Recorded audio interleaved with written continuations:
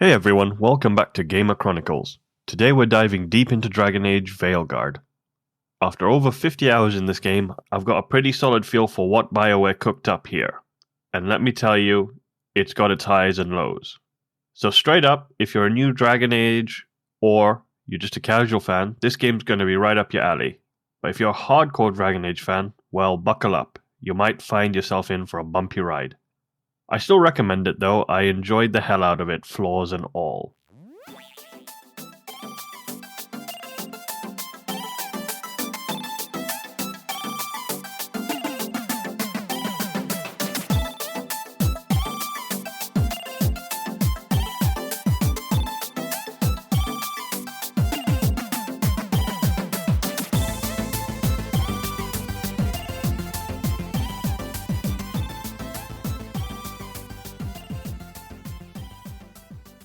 So welcome to this week's show, everyone. I know this one is late, and I have a good reason for this. I think on the beginning of the week, I had an abscess form on my gum, really fucking painful. And I was literally chewing painkillers and Anbesol, which is like a Bonjela equivalent to death. I was just like, numb the gum, painkillers, numb. So I was so high on painkillers. And it got so bad that it was waking me up in the middle of the night, and I was like a little bitch crying in pain in the corner. I was like, so much pain. And I went to the dentist yesterday because I was like, I can't do this anymore. It's quite unbearable. The dentist has a poke around, and she's like, yeah, you've got something there. And then she pokes it with something, and I squeal like a little bitch, and she's like, oh, I'm sorry. The one thing I have to say is, one thing that's nice about going to the dentist is all the dentists I've ever been to, all the ladies that do the dentistry, the dentists themselves, they're all quite pretty. At least one thing to look forward to about going to the dentist. But then she like looks at me and says, "Are you brave?" I was like, "What do you mean I'm not brave?" Because bearing in mind that she's about like 5'5" and I'm 6'1", so you're looking at this like petite lady asking you if you're brave. You're like, what else can you say? You know, except, okay, yeah, I guess so. And she's like, this is gonna hurt. I'm like, okay. And oh, fucking hell. So when she sits me down on the chair, right, gets the dentist anesthesia. Now, if you've ever seen an anesthesia syringe, for some reason, they just look so intimidating because they're fucking huge. So she grabs it and she shoves it right into where that abscess is. And apart from once when I had an injection in the eye, I've never felt that much pain. I was like gripping the chair for dear life.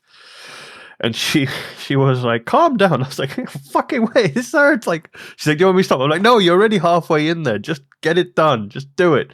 So she does that, and then I'm like, oh, it's over. And then she's like, oh, wait, one more, and then shoves it in again. And there's a tear rolling down my eye. And I'm like dying in pain. And I'm like, oh. So she then digs everything out with something, and, you know, she's like, okay, well, that should alleviate the pain for now, and then I'll give you some antibiotics and all this. So I go to the pharmacy, right? Because I'm like, okay, we'll get these antibiotics.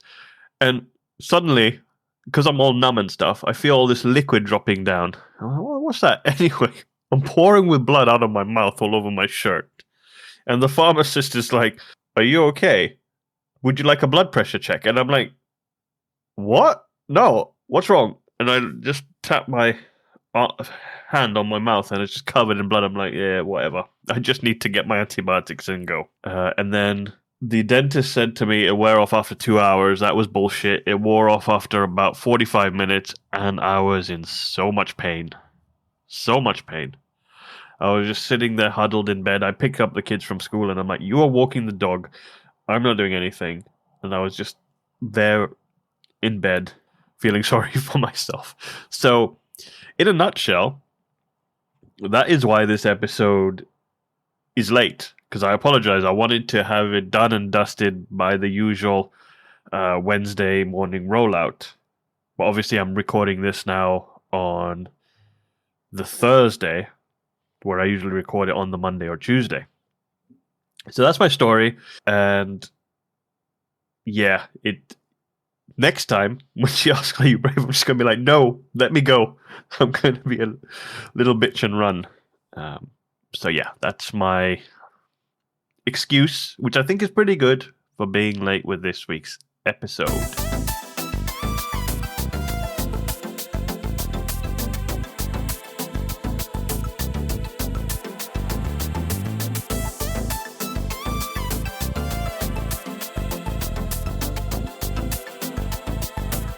Right, so let's get into it with some of the news. I didn't have this one on the agenda, but it came up last night. So MKHBD, the popular YouTuber, he was doing a 12-minute promotional video for a product. As these YouTubers get bigger, these technology ones, they seem to move from actually reviewing technology to being sponsored videos. So this is not video game related, but I thought it was interesting. He was using this kind of like GoPro equivalent to film himself in a Lamborghini, as you do. And what was quite funny was his speed was blurred out at one point. So you could see the speedometer going up, and then it suddenly blurs in the video. And you can see speed signs on the side of 35 miles an hour because there's a school nearby. Now, if you blur the speed, you are definitely speeding. But what they didn't realize is when they edited the video, there was a speedometer on the passenger's side as well. Don't know why it's there, but it's there. And he was going 95 miles an hour in a 30-mile-an-hour zone. And if he hadn't blurred it, I don't think people would have paid attention to it. But him just being an absolute idiot decided to speed down this. Because in the UK, you'd be done because it is actually a thing where if you submit video like that to the police, they can get you done for it. I don't know what it's like in America, but in the UK, yeah, you can be done for someone else's video. If they show you dangerous driving, you can be done for it. There's actually a police upload portal that you can go to and upload videos like this. So he'd be absolutely fucked if he was here. He would lose his license and everything, especially going down to 30. You'd probably be looking at some jail time as well for that. So, yeah, I thought that was just interesting, seeing how he blurred it out and then said, oh, I'm sorry, I didn't know, kind of thing. You fucking blurred it, you twat. Anyway. So, now for some video gaming news, and we start off sad. Renowned actor Tony Todd, celebrated for his roles as Candyman and the voice of Venom in Spider-Man 2, passed away at the age of 69. His death was confirmed by his representative, who stated that Todd died at home on November 6th, although they've not disclosed the cause of death. And he wasn't just in Spider-Man 2. Throughout his career, he has become the iconic voice in the gaming world. He portrayed the Vortigaunts in Half-Life 2 and Half-Life Alyx. He voiced characters like the Dragon Knight, Night Stalker, and Viper in Dota 2. And served as the narrator in Layers of Fear 2. Additionally, he contributed voice and motion capture for Admiral Tony Briggs in Black Ops 2 and played Dr. Rogers in Back 4 Blood. And he is set to appear as Locus in Bethesda's upcoming Indiana Jones and the Great Circle, so we'll show a bow of respect when he turns up in the game. Studios that collaborated with Todd have expressed their condolences. Blooper Team developers of Layers of Fear 2, that he is forever entwined with the darkness we brave to face. Insomniac Games, who made Marvel Spider-Man 2, they also shared their heartbreak over his passing, that he brought much joy to our studio during the production, and to many fans around the world with his great voice and presence. Tony Todd's contribution to both the gaming and film industries have left an indelible mark, and he will be deeply missed by fans and colleagues alike. So that's a bit of sad news, and he was great in the gaming world. It's sad to lose another icon. Because last year we lost Lance Riddick, and that was quite sad. He was known for The Wire, the John Wick series, and he was in games that we all played. Horizon Zero Dawn and Forbidden West, as well as Destiny. I really loved the fact that everyone just portrayed the farewell to him in Destiny. That was a really, really great thing. So, yeah. Last year we lost an icon in the gaming industry, and this year, unfortunately, we've lost another one. So it's sad. Anyway, moving on. Infinity Nikki, the upcoming open-world adventure game, has surpassed 30 million pre-registrations ahead of its release. This milestone unlocks rewards for players across PC, PS5, and mobile platforms, including a 4-star outfit, 20 Resonite crystals, 300 threads of purity, and 50,000 blings. To celebrate, the developers released a new gameplay overview trailer titled Unfold Your Whim, showcasing the journey players can anticipate. In Infinity Nikki, players collect whim stars and special outfits that grant protagonist Nikki unique abilities, enabling deeper exploration and interaction within the vibrant open world. Accompanied by her loyal companion Momo, okay, what kind of name is Momo? Players can also capture memorable moments using an in-game camera feature. While a specific release date has not been announced, the game will be available on PlayStation, PC, Android, and iOS devices. You can still go up and sign for the playtest on the official website. Compulsion Games, the studio behind We Happy Few, has announced the upcoming release of a behind-the-scenes documentary titled Weaving Hazel's Journey, a South of Midnight documentary. That's a mouthful. Set to premiere on November the 12th, 2024.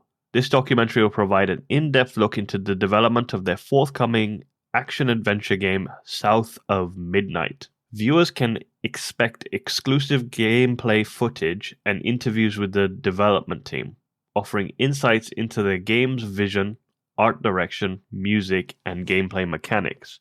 The documentary will be available on Compulsion Games' official YouTube channel and will feature subtitles and audio descriptions to ensure accessibility for all viewers.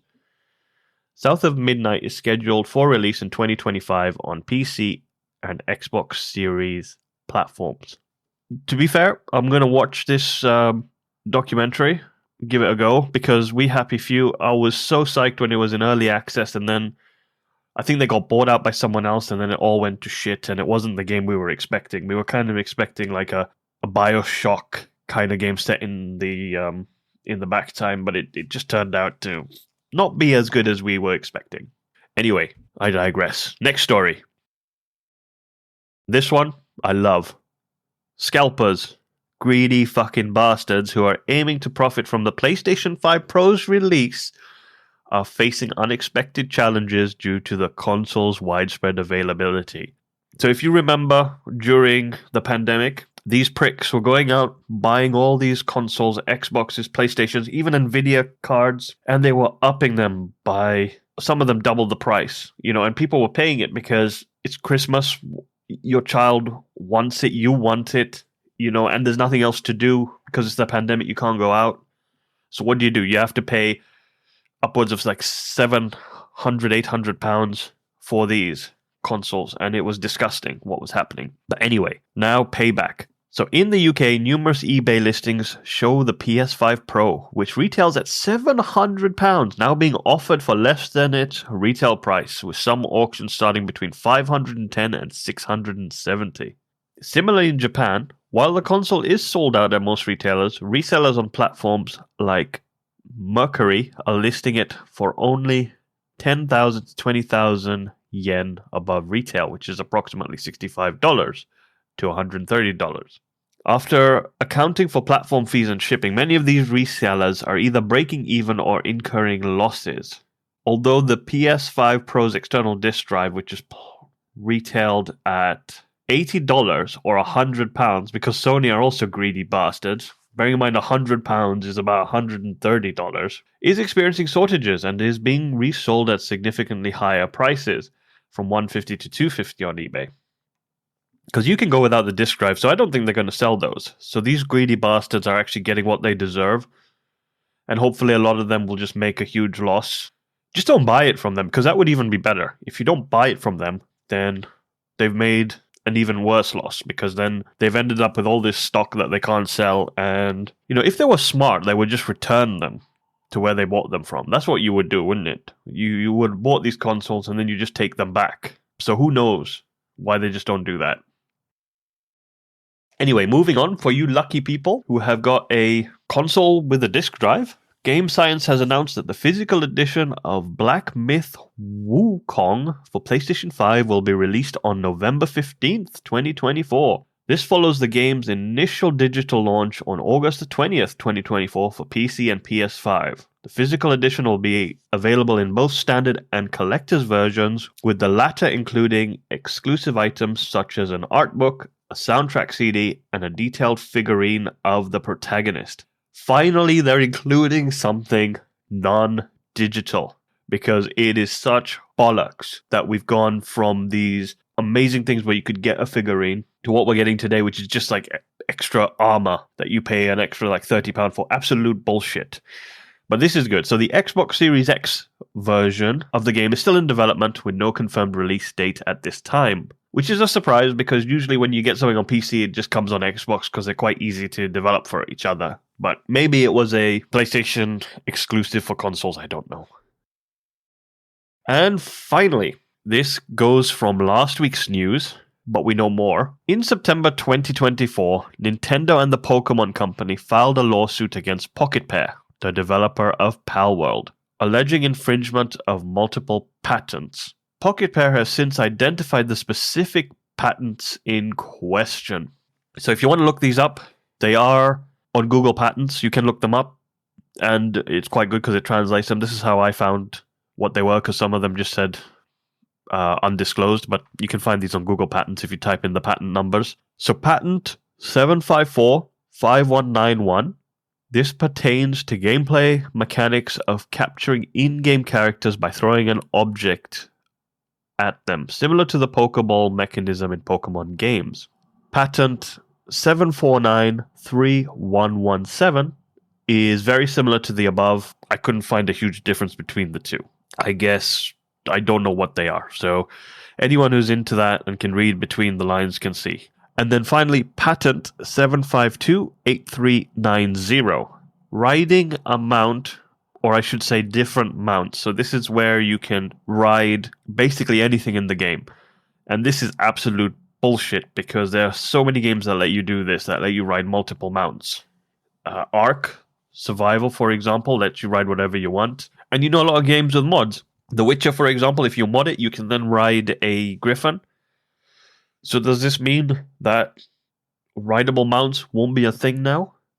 I think this is just a bullshit case, and it's not fair. But all I will say is it's unfortunate that Pocket Pair is a company in Japan, because I don't think this would slide in a Western country, because these are just bullshit patents. So these patents were registered between February and August 2024, after the initial release of Palworld in January 2024.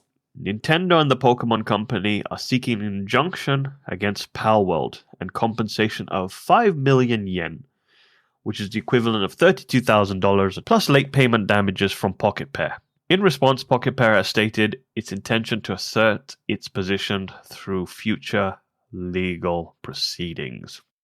Right, and that is it for the news, and I will be back in a moment with Dragon Age Veilguard.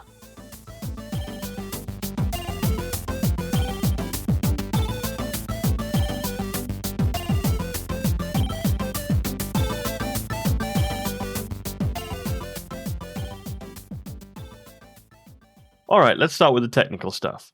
So in the 54 hours of gameplay, I didn't get a single crash or any frame drops. Apart from just some tearing every now and again because of the frame generation. I don't get it. It just doesn't quite work as well as it should. But even though I've got a G-Sync monitor and I'm not letting it go above the frames of the monitor. It's weird. It just doesn't quite have it, but it's not noticeable to the point of it being game ruining, but it is there. So if you're rocking a high-end setup, the game does look amazing. Had it running on ultra ray tracing, obviously with DLS on, and it was fine. It ran perfectly fine. No VRAM leakage, nothing like that. So kudos to BioWare for actually making a game that can run on the PC with no problem. One of the few this year. Now, one of the annoying things, it's going to sound really weird because I'm very against DRM, and they could have gone about this differently. But this is a surprise. EA actually let BioWare release this without DRM, without microtransactions, and you didn't need to use the EA app. I did, because I was a bit worried that this game wouldn't meet my expectations, so I would rather pay £16 to play it over the month than the full price of £50. Now, saying that, it's almost a miracle in today's gaming industry, but the issue was the game dropped at 4 p.m. with no preload option. Not even for like a couple of hours before that. So if you were ready to jump in at release, it was a pain in the ass. Because who releases a game at 4 p.m. UK time? Which is 11 a.m. in places like Toronto and New York. But who does that? I mean, release it at midnight in America so that we can get it at 4 a.m. UK time. And that way, when everyone's awake, they can download it. Why release it at 11 a.m. on a weekday, of all things? Or 4 p.m., which is even worse. So it was a minor gripe for those of us who were hyped to dive right in, because pretty much 4 p.m. by the time it downloads, it's dinner time. And me with the kids, I've got to then put them to bed. So I didn't actually get a lot of gameplay time the first day. So yeah, I was not happy. Right, now let's talk character creation.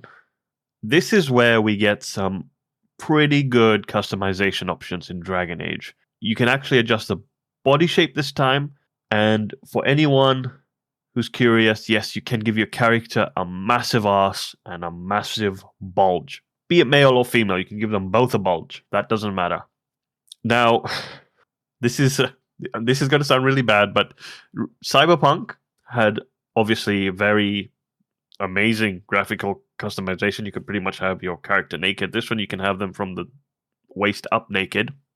But if you're hoping to tweak their breast to epic proportion, you can only have small breasts. So you can't have it all, but massive ass and bulge, you can go nuts with it. And for the returning fans, it's a nice little gift that you get to customize the look of the Inquisitor. Choose who they had sex with in the Inquisition and revisit a few decisions from previous games. It's a nostalgia trip and a half. And I like the continuity. Obviously, you made a lot more choices than that, but it's just nice to have that. It would have been better if they just... Some other games that used to look at your save files carry over, but kudos to BioWare for this one. Looking on visuals now, I know a lot of people are on the fence about the art style. When I first booted it up, I wasn't sure that I would vibe with it, but it did grow on me. The environments are stunning, lots of variety, lots of detail, but it's not quite Baldur's Gate 3. You know, the graphics are good, but they won't blow you away good. The one thing I did notice, though, is that everyone has perfect pearly white teeth, which is hilarious. You've been running around this green medieval-inspired world, and everyone's teeth look like they've been through a Hollywood whitening session, as well as having veneers shoved on. I get it's minor, but it stands out, because when they talk, every time their teeth are like just blinding you with this light. Overall, though, the visuals work, even if the game isn't a fully open world. It's more like a map setup from Origins and Dragon Age 2 with linear dungeons instead of one big open map. And now, of course, what we all love about RPG games is gameplay and combat classes. So let's get into the meat of it. The combat, I would say, is actually pretty good. It's got a good flow. It feels like what they've done is mashed up some God of War from 2018, Mass Effect 3, and Dragon Age 2, and it just seems to work. The combat's fast, punchy, and the skill tree gives you plenty to mess around with, and you can get stupidly overpowered if you build it right. I did have to crank up the difficulty because I was basically mowing enemies down like they were nothing. My one big gripe, though, is there's no direct companion control, which is a letdown, especially if you're a diehard Dragon Age fan who loved the team tactics. I played as a rogue. I just like the rogue because I think they just work in as a class of their own. They're not quite a assassin and they're not quite a warrior. They're kind of in the middle, and I hate mages. I don't know why, but I've never liked magic, so I do not choose magic characters. And one thing they did bring in was the Batman Arkham style blocking system, which is actually satisfying to pull off. And with the accessibility options, you can adjust everything to your liking. So you can basically see. So I had honestly a problem because where the Batman blocking system goes white and then yellow, if you kind of block between the white and yellow, it always works. So I got used to that. Whereas in this, you have to block when it turns yellow, no matter what. So I kind of adjusted it so that the yellow would start a bit sooner so I could block it. Still a bit challenging to get right, but it is satisfying when you get it right. So in Dragon Age the Veilguard, you can choose from 3 primary classes, each with their unique combat styles and abilities. You can then further specialize within your chosen class further. So here is an overview of all the classes. First we start with the Warrior. So Warrior are powerful melee fighters, excelling in close quarters combat with the focus on strength and defense. And you can specialize in 3 different ways. You have the Champion, wields a sword and shield, emphasizing tactical defense and tanking. Reaper uses Night Blades to drain health from enemies, gaining supernatural abilities at personal risk. And the Slayer, who wields 2-handed weapons to deliver powerful, heavy attacks. And then you have the Rogue, which are agile and stealthy, skilled in both range and melee combat, with focus on precision and evasion. Specialization, this is the one I went for, which was the Duelist, which focuses on rapid dual blade attacks with dodging and parrying. The Saboteur, which uses traps and tactical maneuvers to control the battlefield. And the Veil Ranger, which specializes in range combat using bows to strike from a distance. And then we have the Mage class. They harness magical energies to cast spells, offering both offensive and supportive capabilities. And their specializations are Deathcaller, which practices necromancy using dark magic to manipulate life and death. Spellblade, which combines melee combat with magical enhancements. And Evoker, which masters elemental magic with fire, ice, and lightning. Each class feels unique, and I'd say there's a lot of here to dig into if you're a fan of build crafting. And let me say that the skill tree is enormous. So you don't get to actually choose your specialization until you're level 20. You got quite a bit of time before you can actually specialize. Moving on from that to the accessibility and exploration is one thing they did nail. You've got settings for color vision deficiency, sound effects for visual cues. They really made an effort here because you can tweak just about everything from the HUD to damage numbers to difficulty settings. If you want a stripped down or souped up experience, you can make it happen. So if you never want to die, you can do that. If you always want to die, you can do that.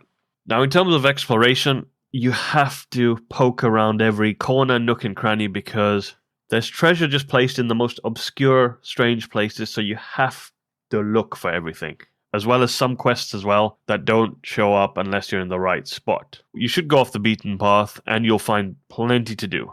Prioritize these side quests, especially if there's anything involving factions or companions, because they add depth, and that's what you need to balance out the main story. And for me, I found it a bit too bright and colorful. If you found that as well, just turn off the bloom effect. It gives a nice, darker, more atmospheric look that fits the Dragon Age vibe. Let's get into it. Let's get into the intro and dialogue mechanics. So BioWare seem to really rush the intro. The game starts off at breakneck speed with so much crammed into it because you barely know what's going on. I know they wanted to hook us, but it was ridiculous. The dialogue wheel is back, so you can be diplomatic, sarcastic, or just aggressive. And they threw in some Inquisition style emotions too, like sad or angry. I do like the range, but here's the thing, that voice protagonists don't always hit the tone you want. You'll pick an option that sounds good to hear your character say it, and it's like, that's not what I meant. And I think we've all been there before with this kind of thing. And that moves me on to the writing, because this is where things get a bit messy. Because BioWare is usually a top tier at character depth, but here it feels a little watered down. Dialogue is safe, a bit too safe, because I wanted tension, drama, maybe a good argument or two among companions, but no, everything is just too friendly, and it's like no one wants to rock the boat. And I will say I did want to give up in Act 1. Act 1 is horrendous. But if you push through Act 1, the game finally opens up in Act 2, and that's where BioWare remembers that they're actually BioWare. Every choice you make starts to carry weight, shaping the world around you. Solus is a standout. His dialogue and voice acting are on point, and Bellara surprised me. At first, she annoyed the hell out of me, but her character actually grew on me as the story unfolded. And I can't emphasize that enough. The game in Act 1 sucks. Okay, so give it a chance and move out of that, because otherwise, I know it's a grind, but once you get out of Act 1, then it starts to be more like a Dragon Age game that BioWare made. Now let's talk lore. This is Dragon Age, so you'd expect rich, intricate lore, right? Kind of, because some parts do feel undercooked. Like, why are there Cossiths hanging around in places that make no sense? And NPCs barely react to major reveals. Like, the Elven Gods are actually real people. Where's the freaking reaction? You know, in Inquisition, this would have been earth-shattering. And the Illuvians, remember how mystical and rare they were in Inquisition? Now they're everywhere. Everyone in the Veilguard has one. It just cheapens the mystery. So after all this, you know, in the end, Veilguard isn't perfect, but it's got charm. You know, I came in with high expectations, and while it didn't always hit them, it found a way to pull me in. For BioWare, this feels like a clean slate moment, a chance to reset after a rough few years. So if you're new to the Dragon Age, or you're just a casual fan, you will have a blast. Hardcore fans, though, such as myself, might have a bit more to chew on here. But I would say give it a shot, because the main story's solid, even with its quirks. Veilguard is definitely worth your time. So that's my deep dive into Dragon Age Veilguard. You know, if you've played it, let me know what you think. Did it live up to your hopes, or are you hoping for a return to form in the next Dragon Age title? Because obviously BioWare has now confirmed they're not releasing any DLC for this, and they're focusing on the next Mass Effect game. Hopefully that next Mass Effect game is really, really good, because I'm hoping that they've learned from their past mistakes and we can move forward. And if you enjoyed this show, you know, please do leave some feedback. Please also subscribe to the podcast. That would be a real help. So yeah, thank you for listening, and I will be back here next week with another episode. So until then, have a great week, everybody.